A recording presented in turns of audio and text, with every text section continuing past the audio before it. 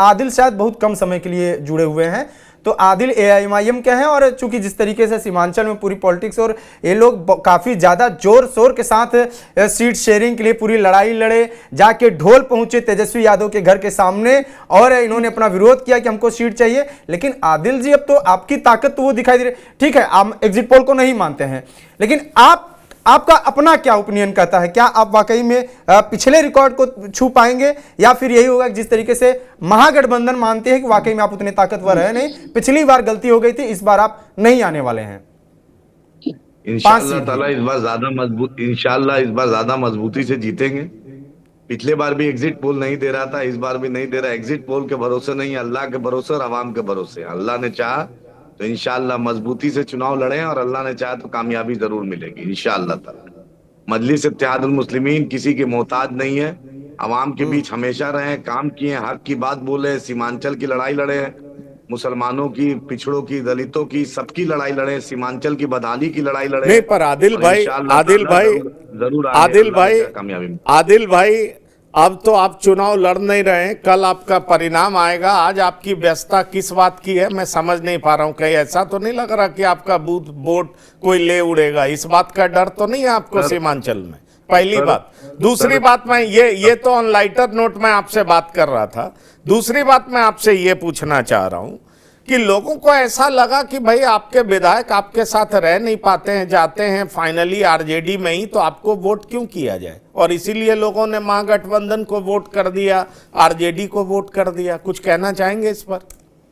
अरे पंकज साहब, कल काउंटिंग है, काउंटिंग की भी तैयारी होती है। जहां जहां जिला हेडक्वार्टर में काउंटिंग होता है, जहां मैं बलरामपुर में हूँ, यहाँ से 70-80 किलोमीटर दूर कटिहार है।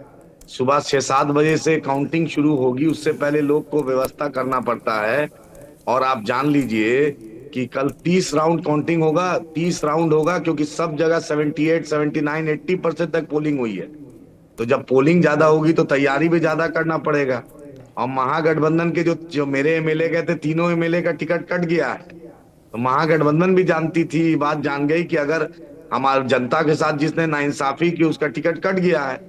और जो चौथा शहनवाज बचा है, जो कि से वो चौथा पोजीशन पे रहेगा। आप आज नोट कर लीजिए, मेरा बात रिकॉर्ड कर लीजिए।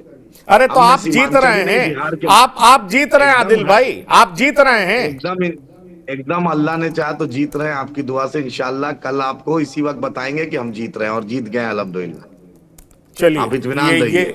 हमने मेहनत किया है, हमने काम किया है, हमने जनता के बीच 5 साल रहे हैं, जनता के मुद्दे उठाए और जनता साथ दी है। ये हर जगह फिर आप जो कह रहे हैं वही चीज फिर आरजेडी पे लागू होती है, क्योंकि जो रिपोर्ट्स आ रहे हैं वो बता रहे हैं कि राजद सीमांचल में इस बार परफॉर्मेंस बढ़िया हो सकता है। यदि आपका परफॉर्मेंस बढ़िया होगा तो कैसे फिर अनुज कुमार कह रहे हैं कि इनका परफॉर्मेंस बढ़िया होगा?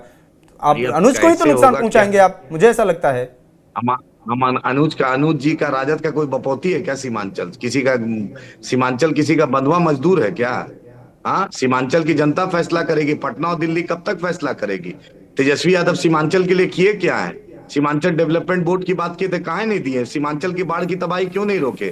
सीमांचल का पलायन क्यों नहीं रोके? सीमांचल के नदी कटान क्यों नहीं रोके? सीमांचल में पुल पुलिया की जरूरत थी, क्यों नहीं किए? सीमांचल डेवलपमेंट बोर्ड की बात किए थे, पूर्णिया हाईकोर्ट बेंच की बात किए थे, सीमांचल पर ऐसा आदिल साहब, ऐसा आप इसलिए बोल रहे हैं क्योंकि उन्होंने आपका साथ नहीं लिया। अगर साथ लिए होते तो आप उनके तारीफ में कसीदे पढ़ रहे होते। जैसे जन स्वराज पार्टी सबके विरोध में बोलती है तो बात समझ में आती है, लेकिन आप तो उनसे अलायंस चाहते थे।